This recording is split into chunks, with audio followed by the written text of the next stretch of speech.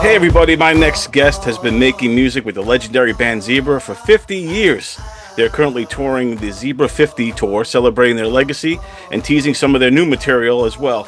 They'll be playing at the Sony Hall in New York City on February 28th. Here he is, the one behind the door himself, Randy Jackson. Randy, what's happening, man? Well, before we get started, I just got the news that we're playing Sony Hall on March 1st now.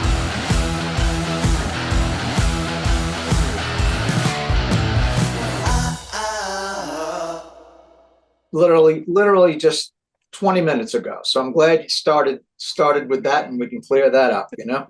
All right, cool. So March 1st, you'll be playing there. We're looking forward to coming out and seeing you playing in New York. It's always great to see you guys perform. You guys are amazing live.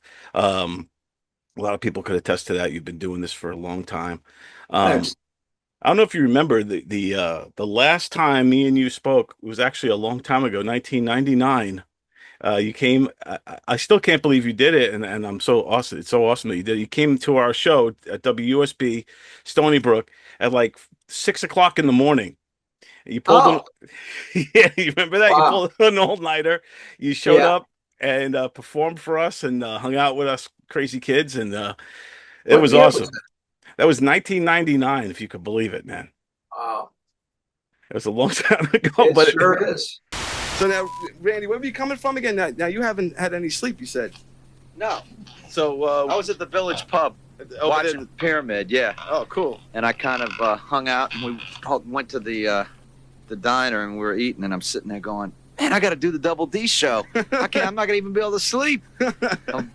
It's kind of blew by me, but yeah, I've had a pretty long weekend, but it was so awesome having you come in there, and at 6 in the morning, man. I mean, we would get comedians and people come in, but to get a bona fide rock star to come in there at 6 in the morning, that was a huge deal back then. Well, I guess I was in the right gear to do it, you know, back in those days. Yeah, man, you performed a couple of songs and everything. It was pretty awesome, man. So I'll play a little bit of excerpts of that throughout this part here. Ladies and gentlemen, Randy Jackson.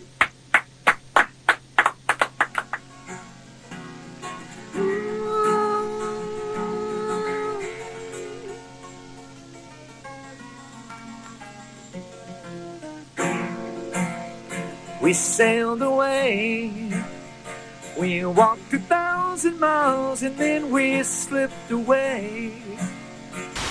But yeah, so that was pretty awesome. And now here we are all these years later, and you guys are still rocking. You guys are still doing this. You've been doing this 50 years.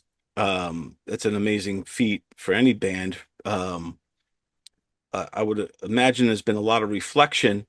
What's some of the core memories or whatever that come to mind when you look back at a flash at 50 years? I mean, you know, it's funny the things that you remember, you know, and that other people don't remember, and that stick out in your own mind. You know, some of the craziest things that I remember are, you know, us when we first started off, we played a gig where there were like 5 bands playing in this outside of this nightclub in New Orleans, and it was a great sunny day, and you know, the place was packed, you know, people all outside, big party, and we'd never, you know, nobody knew who we were, but the guy who owned the place really liked it, and a friend of ours, Johnny Gray, who eventually became a friend of ours. He was working there, and he said, the owner said, yeah, I want to have you guys here back next week. We're going to be doing the same thing next week, but I want you to be the headliner, you know, and y'all can play inside. And we were like, wow, this is great. So, you know, we come back the next week. Of course, it's pouring down rain, you know, and we get inside, and there had been a wet T-shirt contest the week before, and here they were going to have another wet T-shirt contest, except this was going to be a men's wet T-shirt contest. Oh, nice. Yeah, and it looked like they had hired some hookers to be the judges, you know? and it was a joke. I mean, there wasn't anybody there, nobody knew who we were, and it was pouring down rain. So they just had like their own little private party there, with about 5 or 6, these girls and a couple of the guys that worked there. And that was kind of how it went. We played a little bit, Were you guys like they had you guys like as the band to like play these guys, here he is, Chubby Wubby, he's gonna show us his boobs, and then all of a sudden you guys kick in and start jamming? No, they didn't do anything like that. We wasn't that well prepared, we just played. And then they would have the contest. They didn't even have anybody. Nobody was even on a microphone while they were doing the contest. And I really don't think there was much of a contest. Honestly, it was very, very loose. Let's just put it that way. I love the kind of the trials and tribulations of, especially in the early days of the things you have to go through and endure, and you hear those kind of things from time to time, but it's all. There was one funny one with Guy that I'm thinking about right now. When we were first starting out, and we were playing in a town in Louisiana called Thibodeau, and we finished the gig, and Guy was driving back with our sound man, Don Helm was our sound man back then. And so Guy's driving, but he's running out of gas, and he is really out of gas. They pulled into a gas station, and it was a gas station, but it looked like the guy who owned it lived there, right? And it was closed. This is like at 3 or 4 in the morning, and the story goes that that Guy knocked on the door, right, to try to get some gas, and the guy. Let me make sure I'm telling this in the right order. I think the guy said we're closed, and that was it. And they couldn't go anywhere. So now they're desperate, right? And you're in the middle of nowhere. I mean, you're not going to find another gas station. And so they siphoned some gas. They're siphoning gas out of the guy's truck. and they got caught. The guy comes out with a gun. He's threatening to kill him. And but he let him drive away. And I just thought that was like a really crazy story. Another one from back then was we were playing in Louisiana, and there was a little place called Tush, and there were a lot of underage, kids in there at the time. But the drinking age was 18. When I say underage, it was kind of like what it was like in New York back then. Right. Yeah. And, anyway, the state police raided the place, and we're playing. We're in the middle of playing, and they come in. The girls are running out the back door. These little girls, and then there's so many drugs on the floor. It's incredible. I mean, this is like in Laplace, Louisiana, and like everybody's just emptying their pockets, and so we're all sitting around there, and I'm an idiot because the cops are telling us to sit down, and they're going through different bags and stuff, and they hold up a bag. They say, "Whose bag is this?" And I went, "Oh, that's Gary's." Poor Gary. He was our lighting guy. Gary. That's hilarious. Yeah. And the cop said, "Oh, yeah, this is your bag." And Gary goes, No. Yeah, well, it might be. How about this? Is this your bag? And he had a bag of pot in there, Right. Anyway, they busted him, and they took him to jail. And he was in Baton Rouge, and they had a bail for him, and but we had to come up in order to meet the bail. We were going to have to come up with $2,500 cash to get him out of jail. Wow. And so we were still in the town in, I I don't know if it was Laplace, whatever town it was. Let's put it this way. There was a girl there that said, you know, oh, my dad's got cash, because we weren't making that much money then. We were making like, you know, a couple of $100. You know, this is in the very beginning. Yeah. And she says, my dad's got cash. He can, you know, he can get it for us. I said, your dad, really? She says, yeah, come on. So me, her friend, and went over to her father's house, and she, you know, goes up to the door. She says, I'll be right back. And she goes inside, and a couple of minutes later, she comes back out, and here comes her father. And he's got like a nightgown on, like it looks like Ebenezer Scrooge, you know, like one of the these old school, yeah. with the like the hat on and everything, you know. And he's like exhausted, and he just hands the $2,500 out the door. And I said, oh, thank you very much. I said, I really appreciate it. He says, no problem. And shuts the door. Wow. I said, wow. I said, that's wild. I said, what does your father do? He's got all that money in the house. She says, oh, he's the mayor. I said, he's the mayor. I said, but, you know, well, he's got the cash in there because he's also the bookie. The bookie for the town, you know? The mayor and the bookie. That's awesome. You can't make this stuff up. And we got Gary out of jail. And then with the help of my mother, who was a law clerk and had pretty good connections in Louisiana, we got him completely exonerated. Nice. I think it had to do with the way that the state police conducted their search and everything. And he got off. So thank God for Gary. How's Gary doing now? You still hear from Gary's him? doing great. He's doing great. I talk to him all the time. Matter of fact, I just texted him something, a little video of a commercial where the dog in the commercial looks just like his dog, you know? Oh, that's awesome, man. Yeah. Yeah. That's great, man. And I guess most of those stories were all in the 70s and that first kind of decade of you guys. Yeah, that was the first couple of years, you know. This is like 1975, 1976. Wow. You know? When looking back at this, like, is there any decades that you're more fond of? Is it like those early years, those first 10, or is it the years after when you like kind of came to Long Island and you know, with Bob Buckman and WBAB and that whole time period with Atlantic Records? Or is it kind of now when you guys are kind of like, you know, been around the block, you know what you're doing, you got a reputation, everyone knows ZERBA. Like, is there any particular time period that you're most fond of? You know what? I think if I really look back on it, I've enjoyed the whole experience.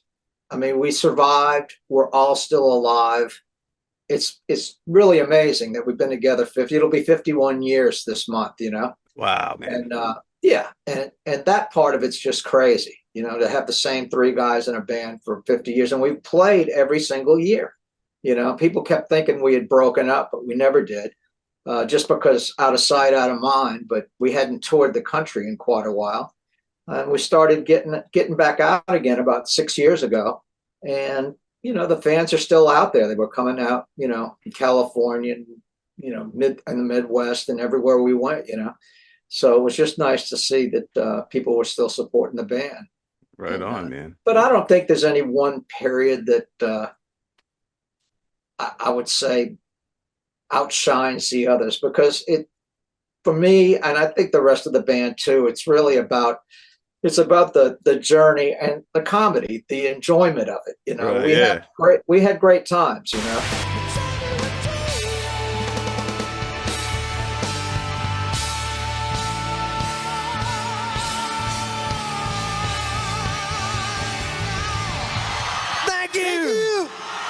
And we had great parties and stuff. I mean, I stopped partying in the 80s, but I didn't stop having a good time, you know, and I don't regret any of it. So, when we got to New York, we met a whole bunch of new friends, but the comedy remained the same. I can tell. I remember the first time I ever heard of ZERBA.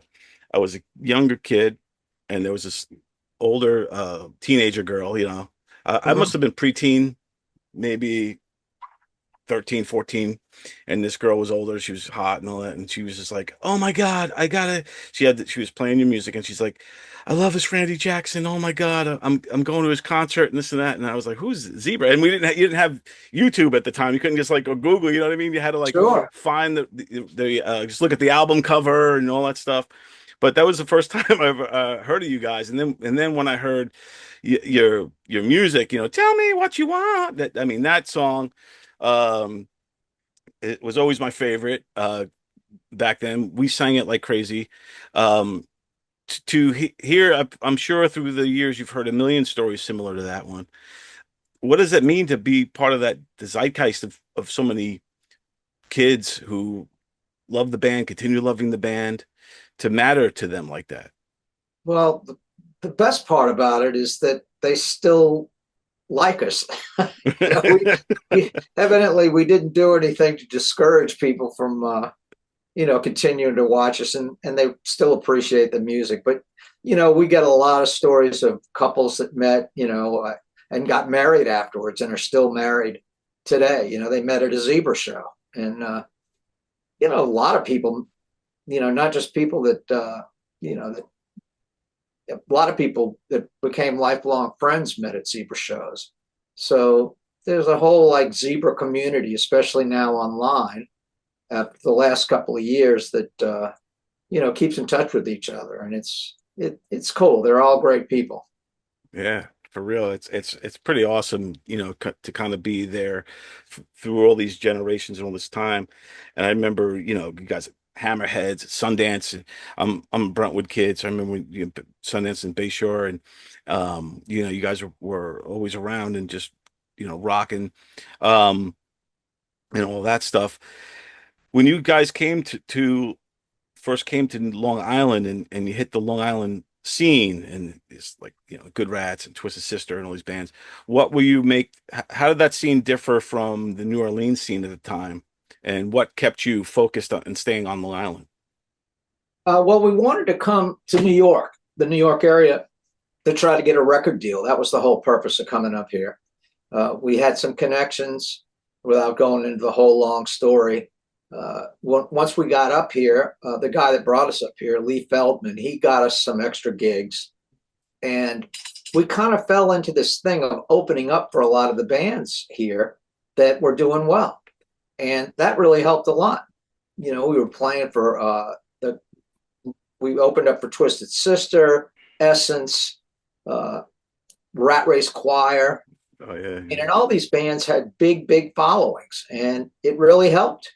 And by the summer, I mean, we came up in the end of December of 1976, and we had to go back to New Orleans because we ran out of money. I think we went back in March, but when we came back up during the summer, by the end of the summer, we were making enough money to where we could stay in New York if we wanted to. We didn't have to go back to Louisiana, which was good. And it kind of happened that quick for us, with the making a splash in the club scene in the Northeast. So what I love is that you kind of represent two locations. You got obviously you guys are New Orleans, born and bred, all three of you, and then Long Island, which we really kind of embraced you guys, and we consider you a Long Island band.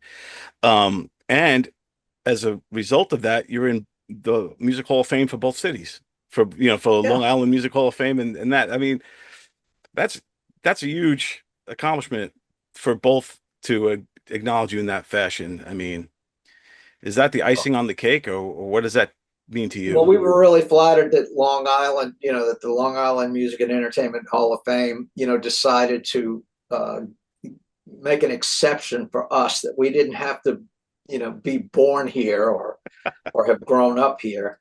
And, so we were really flattered that they did that. And it's a great thing to be in both of them. I want to thank my son, James. I want to thank my daughter, Christy, and her husband, Alan. I want to thank my wife, Felicia, for making my life so wonderful. And I want to thank you guys, our fans, and the Long Island Music Hall of Fame for giving us this award tonight. One last person I want to thank, Mr. Bob Buckman. Give it up.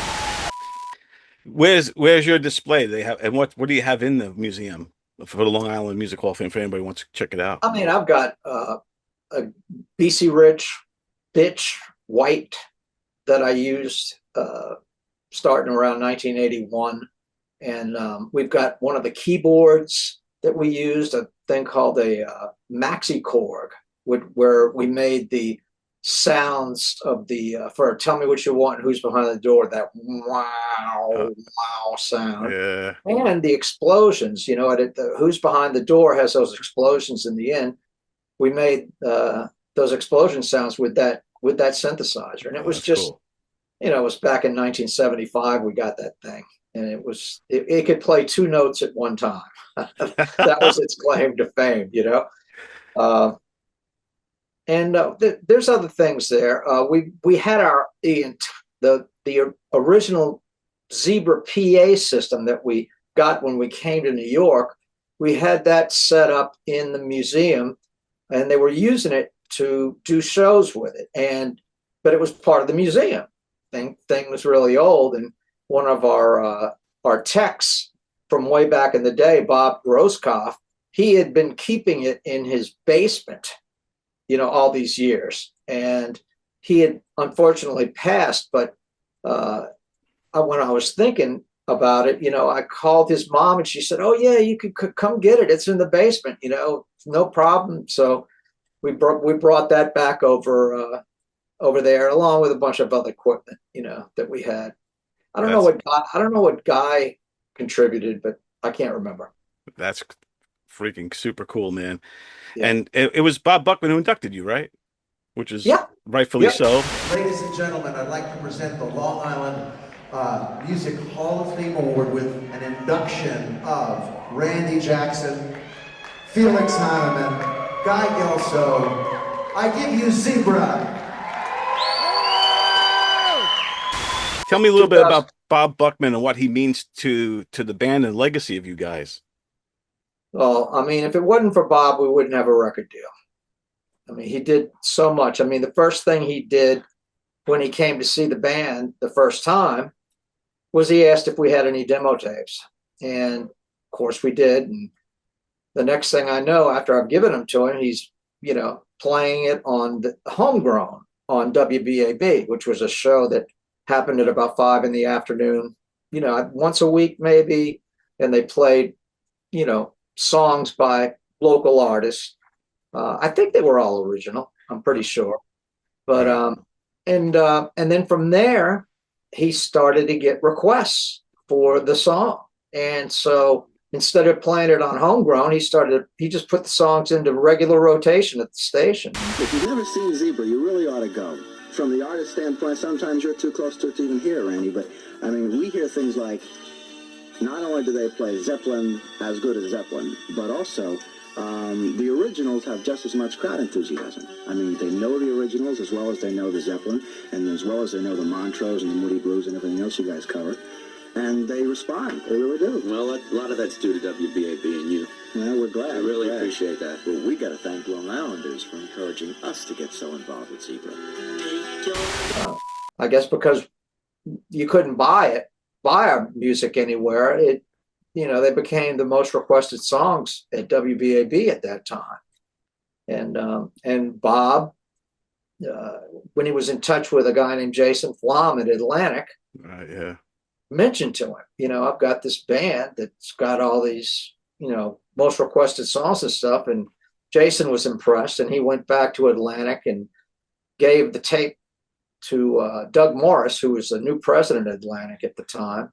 And we got a record deal. Through a combination of serendipity, synchronicity, luck, and perseverance, I discovered my first band, which was actually, I have the cassette on my desk. It was Zebra.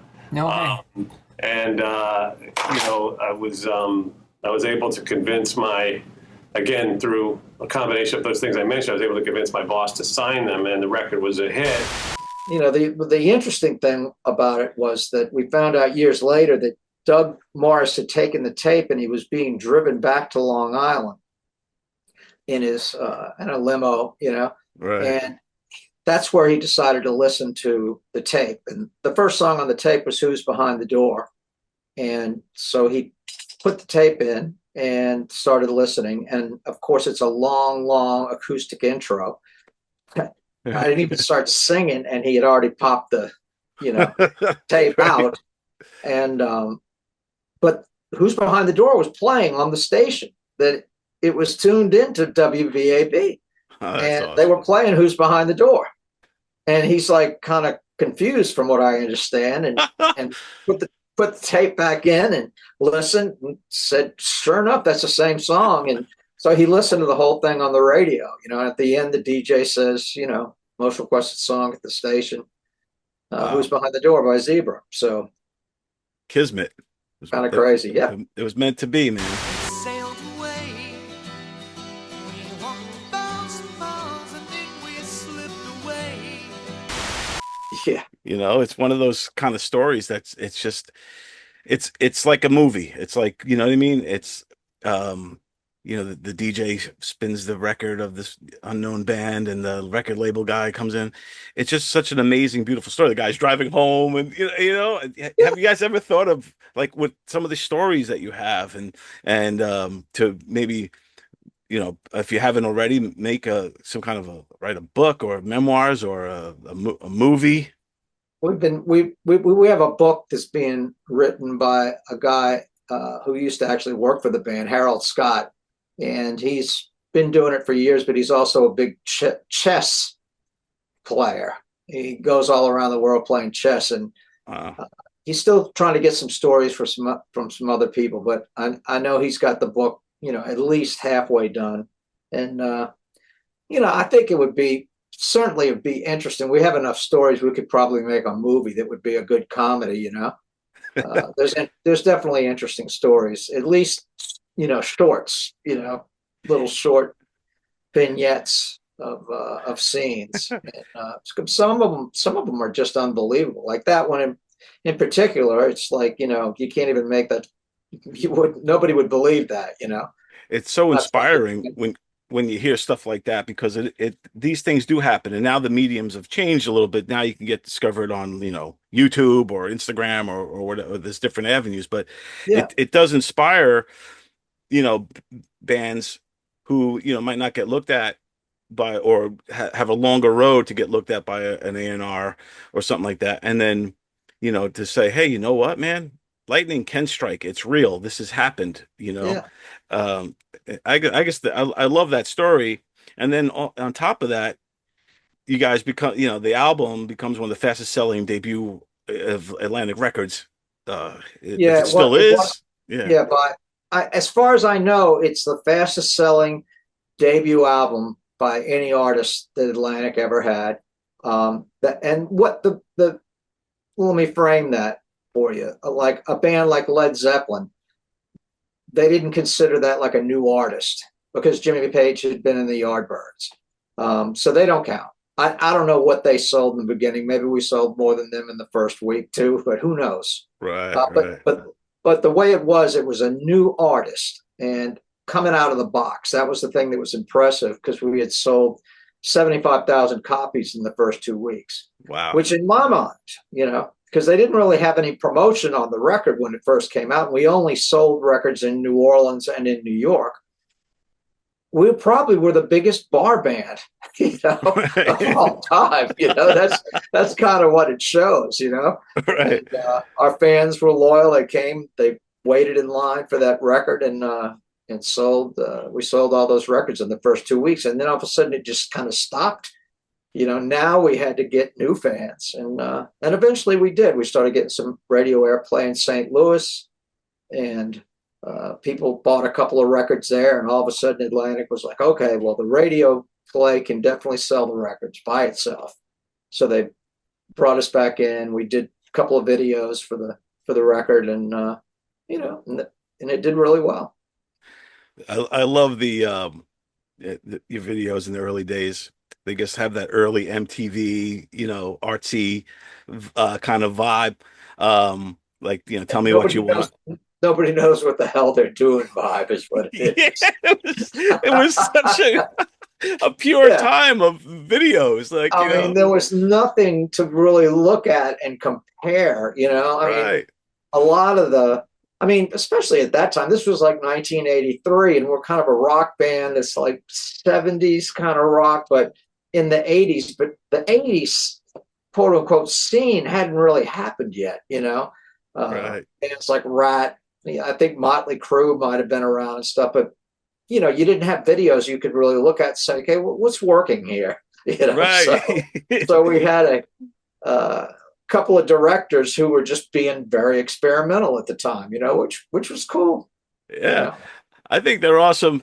I was just watching them, you know, again recently because I knew I was talking to you, and yeah, to me there's a purity of that time period, you know, like you said, where it was uncharted territory, you know, and you guys are just making these videos. The director wants to make this art piece or something, you know, and then you got the mannequin thing, and it's just that thing with the mannequin. That was the guy who directed that video. He had worked under Federico Fellini.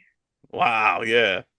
And Fellini was known for being crazy, you know, with everything he did. And so this guy was just kind of, you know, he's like an offshoot of Fellini, an understudy. And he was like Felliniing the Tell Me What You Want video.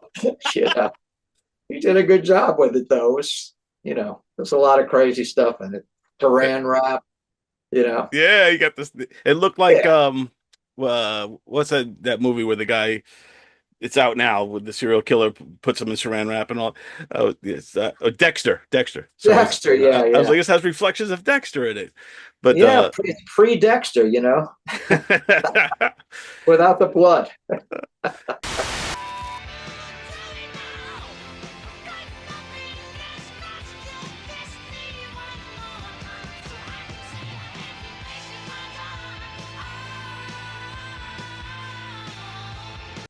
And also, like you said, you guys came up through the 70s and into the 80s.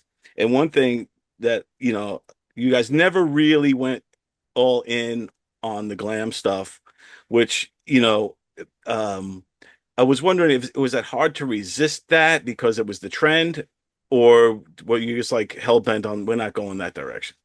It wasn't hard at all to resist that because it just wasn't who we were. Right. I mean, there had already been bands that you know, in New Orleans, there were bands, local bands when we first started out that like dressed glam, did like the David Bowie and, you know, New York Dolls kind of thing. But we were never into that. You know, for us, it was like T-shirts and jeans. And if you were lucky, you know, I might wear a button-down shirt occasionally. Right. But, you know, just when we did the second record, I cut my hair and we were getting a little more dressed up for the videos, but nothing like glam. We were never, that was not going to happen. Right. And it just didn't appeal to me. It wasn't who we were, you know, so I would have felt very uncomfortable in it.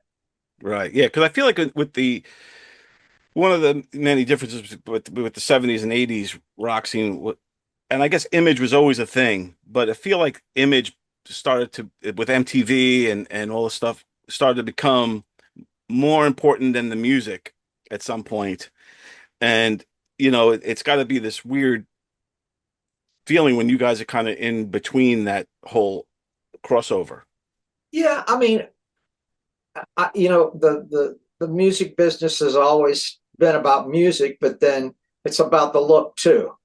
And we've always been aware of that, but I don't know that all the video did was just eliminate anybody that was just, you know, horrendous looking from making videos, you know. Right. And I think, anyway, that's the way I kind of look at it, because you'd have to at least be presentable, you know. And we had that going for us. And I think a lot of the bands that came afterwards, you know, it was a variety. I mean, look, when Nirvana came out, you know, look how they were dressed, you know. Yeah, right. That was like the end of the 80s thing, and that worked pretty good. So right. Yeah, I don't know that we were, you know, I don't think there was any issue with how we were dressing with the with the videos and everything. But I think MTV went a long way of bringing our music to, to the masses. And it was good that we made those videos. Right on. And in that time period too, was there a big difference between kind of the New York rock scene versus the LA scene, like the Whiskey A Go-Go scene and all that kind of stuff versus the New York City kind of, like you said, the Twisted Sister, New York Dolls, you guys, Good Rats. There was so many bands, great bands here, and then the LA scene had their thing going on. Was there a competition, or was it all just, how do you guys view that? I never heard anything about the LA scene while we were on the circuit here. We went to LA in 1980, and I don't remember there being a scene in LA like there was here in New York. I don't think you could play 5 nights a week in the LA area, as a local band without a record deal. Or if you could, you were really the exception out there. But here, there was so much work in the tri-state area, Connecticut, New Jersey, and Long Island. And you could occasionally go into Manhattan, but mainly our gigs were outside of Manhattan. Yeah. Manhattan was really for bands that were showcasing, I think. And, we would go into Manhattan occasionally and actually do that. I remember we played at a place called the Great Gildersleeves, if anybody remembers that. It was, it was near CBGB's, but Oh, cool. But that was a place where you would do, and there was my father's place on Long Island. Oh, too. yeah. It was kind of it was a showcase place, where Epi, who ran the place, he wanted originals in there, and so that's what we had to do there. But Nice. yeah, I don't know that the LA scene. Back to your question, I don't think the LA scene was anything like it, unless I missed something, Right. Yeah. Right. Yeah. And the Long Island scene, like you talk about my father's place, they wanted originals. I feel like now I feel like with Long Island it ebbs and flows into the demand for originals bands, and then the cover bands, and now you got a lot of tribute bands. But I feel like a lot of bands aren't able to really play their original stuff as much as they would like to. You know what I mean? I feel like how does an original band break nowadays? Online. Yeah. I just a lot of the people, I mean, I'm not saying all the people, but a lot of the people that are going out to see live bands locally in Long Island are a lot of the same people that were going out in the 80s and the 90s. And so and a lot of the bands that are doing well are tribute bands. Now, we had the advantage, we weren't a tribute band, and we had the advantage of just throwing our originals in the middle of the set and not even telling anybody they were originals in case the club owner didn't want any originals. People would hear them, but I don't think like a Journey tribute band could get away with that, Right. So and that's right now, that's where the money is. And a lot of these tribute bands are older guys who played the circuit for years and are having really great success, focusing on one group and doing a tribute to that group, playing all around the country. And it's because the classic rock is, here to stay, and they do get, you get younger people out to see it too. But I think the majority are, older people, and the younger people are into, hip hop and, other stuff. Not so much the rock anymore, although it's still there, but certainly there's a difference. Yeah. I'm hoping to see the rock scene start to emerge again. I feel like it's a pendulum, where like the different styles of music, and then eventually, but rock and roll always comes back. I think it was Paul Stanley who said rock and roll is like a pair of dungarees. He goes, eventually they never go out of style, and eventually you start wearing them again. Something like that. Yeah. It's been around a long time. I mean, when I think back to the 60s when I was growing up and the Beatles came out, and I look back at what else could have been like that, that little time period between 1963 and 1970, there wasn't anything. There wasn't anything to look, the closest thing you might have is like Elvis or, you know, Bill Haley. But then you go back 15 years and you're in the 40s, you know? Yeah. And now you're in the big band era, you know, and there's just nothing, you know, like rock and roll. And, you know, it's now, what is it? 50, 70 years, right? Yeah. Over 70 years since the quote unquote beginning of rock and roll. And it's still here. And yeah, I think it's here to stay. I think there's so many great bands in the past that a lot of younger people latch on to. The Led Zeppelins, the Beatles, and you know, that it's going to be around for a long time. There's just something magic about that music that you know, I don't think anybody can really put their finger on exactly what it is, but it transcends, you know, time. Yeah, it stands the test of time for sure. All that stuff.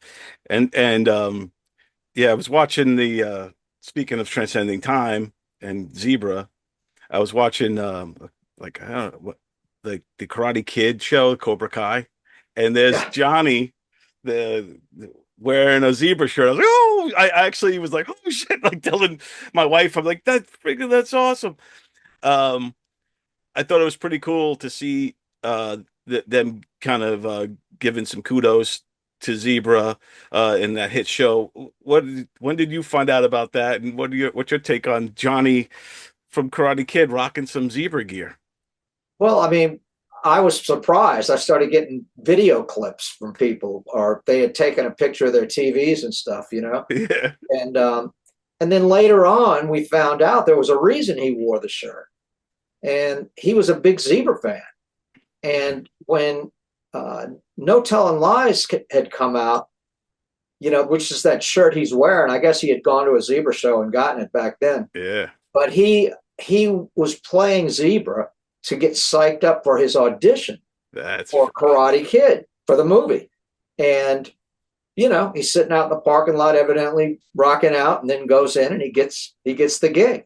And, you know, and then you take it up to this time period. And now he's got his own TV show, and he's going to wear the Zebra shirt. So we were flattered, and I thought it was very cool. You just never know who's listening, you know? That's freaking awesome. And you're kind of, in a way, responsible for his stardom. If he didn't listen to you guys, he might not have had that edge. I'm not going to take credit for it, but if we could psych him, if we helped him a little bit in the audition, you know, then I'm glad we could. Yeah, I think that was awesome. And, you know, to see, you know, what you meant not only to I can't think of the actor's name, but to Johnny from the Karate Kid, you know, how vital you guys were to the zeitgeist of that time, man, of the 80s. It was freaking pretty epic. Yeah. So now you guys got, you're going on 51 years. You just completed your 50th year as a band together. You're still touring, and now you're working on this new album that's due out in June still, right? Yeah. I mean, it's always, that's part of the comedy, you know. You have to, Felix and Guy will say, you have to ask Randy, you know. Whatever he says, don't believe it. But you can ask him.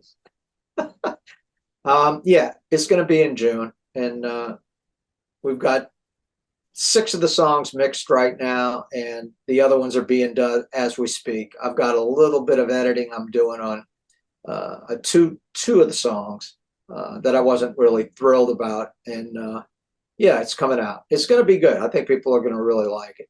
It's going to be a variety of songs from the past, new songs, and there's going to be a whole lot of stuff for Zebra fans. Nice. Actually, we decided to put the first Zebra song we ever did that I wrote that we played in Zebra, a song called The Last Time. And we did it on a live album, but we never did a studio version of it. So we're doing the studio version of it now for the new record. That's awesome. I think That's people huge. are gonna like it. It's going to have some different stuff in it than they're used to.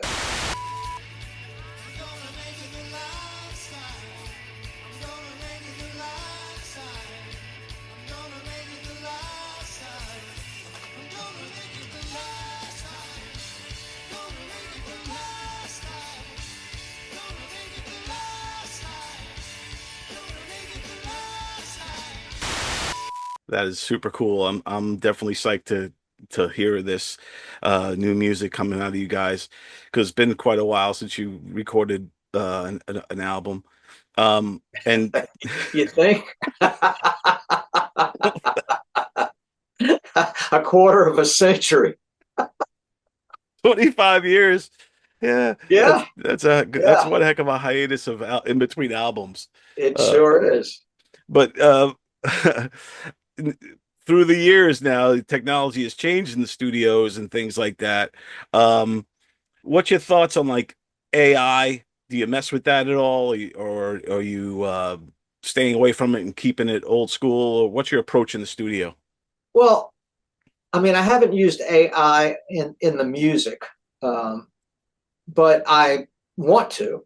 There's a lot of programs out there where the thing will write songs for you. You put input, you give it some input, and I'm really curious to explore that, to see what it comes up with. I haven't had a chance yet. Once I finish my part of the album, I'm really going to sit down with it and see what can be done. But yeah, I'm a big tech head. I've always been that, from the very beginning of Zebra, and so all this AI stuff, I'm intrigued by it. It's definitely going to change, a lot of people's lives, and some in the short term for worse. But in the long term, I hope I'm looking forward to it. Increasing productivity and making people's lives easier overall. Yeah. I was talking to other musicians too, and they're like, you have to embrace the technology. You can't fight against it, or you're going to get left behind. Yeah.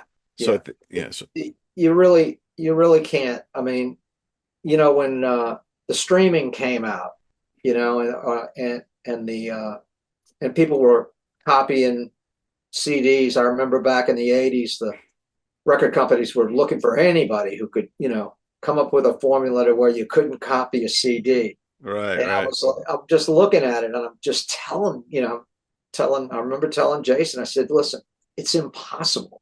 It's impossible. You can't do it. I said, you might be able to stop somebody from making a digital to digital copy, but you'll never be able to stop somebody from just putting a microphone next to a really good speaker and recording that, right, and making a CD. It will not happen. And but a lot of people, and you got to go with the technology. You can't be like angry about it. I mean, if you're losing millions of dollars, I can understand. Maybe Metallica and raging against people downloading stuff for free, but it's just part of the progress of civilization, we might say. And I kind of look at it as that I feel fortunate just to have been lived in the period of time where publishing and copyrights has been pretty much honored along the way, and actually was able to take advantage of it, and they still are. You've got the ASCAP and BMI and all the other big publishing art people are going to change the laws and make sure that the artists are getting what is considered fair, and it's just it's progress. You got to roll with it, hope for the best. True indeed, man. That's the only, like you said, there's no changing what's happening. It's, I mean, the machine is going to keep moving. You can either go with the machine or get left behind. So yeah, that's what I try to do. But man, all this technology, I'm always learning stuff. I'm like, oh man, enough. Yeah. I'll never catch up. It can be exhausting, I've been like on it since day one, and it's a lot to keep up with, because, and what really is happening with it, it's being changed to make things easier. So things that I used to have to, jump through hoops to get done, now somebody can just, talk into their phone and it'll be done for them, Right. And that's fine, but it's still good to know how to add and subtract, Yeah. because you don't want to be, at the mercy of your all your AI. That wouldn't be good. Yeah, like I was thinking the other day, if I lost my phone and I'm like somewhere far away, would I be able to even figure out how to get home from here? You know what I mean? Or do I know who to call? I don't know anybody's phone numbers. Think about it, if you lose your phone, you're like, Yeah. Yeah. I mean, you can do what we used to do, and that's just pull over on the side of the road and ask somebody how to get there. yeah, exactly. But at this point, they're probably going to pull out their phone and say, okay, give me a second. I'll tell you.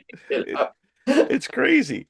Yeah. And I think too, there is, like you said, if back in the day, it would take you a long time to do a task in the studio. Now you just talk to your phone and it'll do it for you.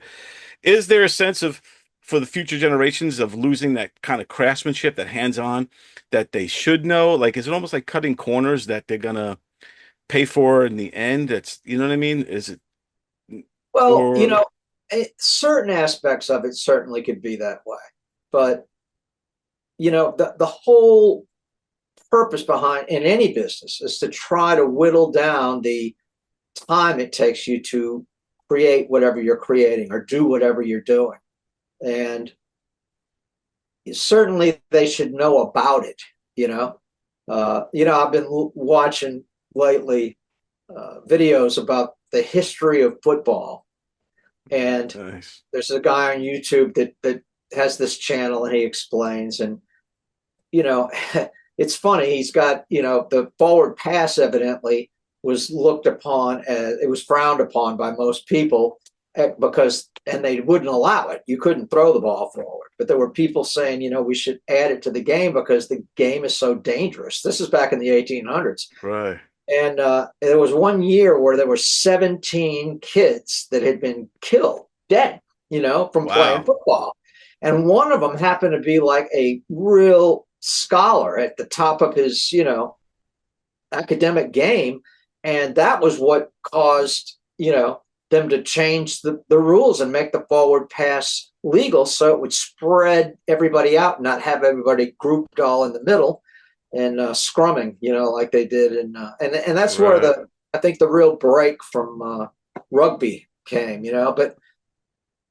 but that's that it still applies to what we're talking about here. Right. Yeah, for sure. Yeah, it's making things easier. It's making things safer,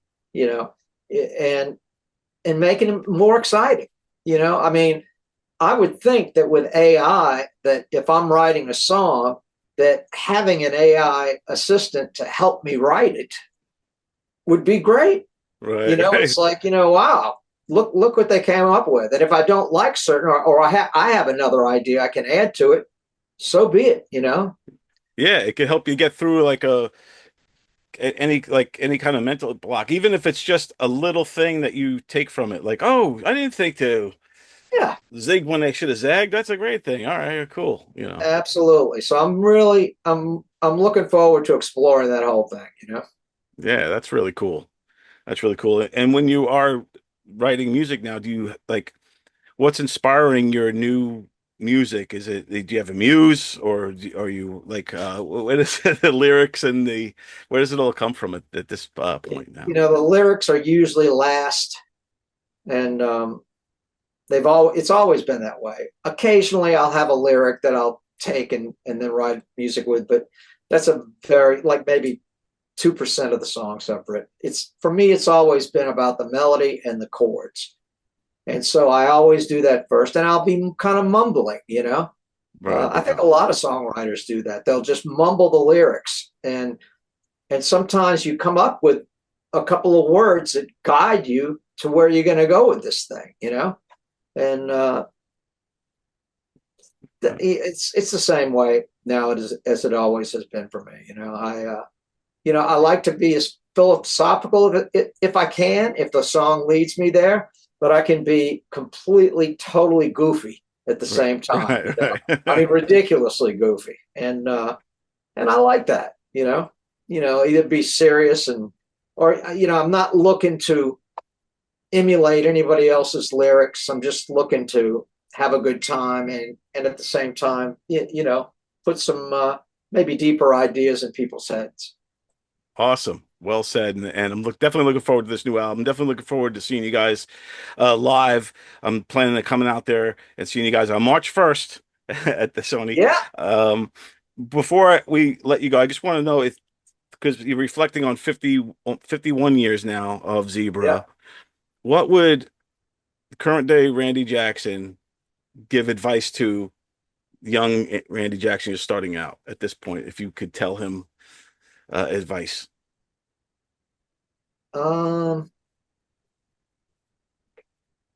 Probably don't drink as much as you did, in the beginning.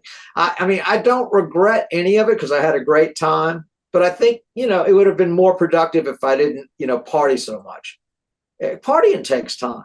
I mean, you go out, you play a gig, and then you go party, and that's a good 5-6 hours sometimes, and I think that's what I would do. As far as the business goes and stuff, just try to enjoy yourself. Don't do things you feel like you have to do. One thing we never did was play music because somebody said, "Oh, you got to do this." This. It was never about that. It was always about the enjoyment of the music. And thankfully, we've been able to play music that we enjoy playing and that we like. I think really at the end of the day, that's what music is about. Truth. Randy, this has been a pleasure and honor talking to you. Been a fan of you, like I said, since I was like 13, 14 years old. You've just always been a stand-up guy. You were on my Double D radio show back in '99, performed for us. Yeah. So thank you very much for taking the time to talk with us. Everyone should go out and check you guys out. Was it zebraband.com? Well, that's the website. And if they just want to do a search, they can search Zebra Band, and they could put down any of our names, Randy Jackson, Zebra, Felix Hanemann, Zebra, Guy Gelso, Zebra, and a ton of stuff will come up on YouTube. God only knows what's out there. I certainly haven't seen it all, Well, it's been great talking to you. Thanks again. Everybody check him out. I'll tell you one thing that's interesting. I don't know if a lot of people know. We went viral recently. Now, viral isn't just a couple of thousand, it's a lot, it's supposed to be a lot. So we had done a version of Stairway to Heaven at the end of one of our shows last year, and a woman had videotaped it, and she put it up on TikTok, and now it's got 5.5 million views. Wow. Yeah, pretty big. Damn. I'm gonna play that. Yeah. Right. For us, that was big. That's huge. 5 million views. That's huge for a cover. There you go, man.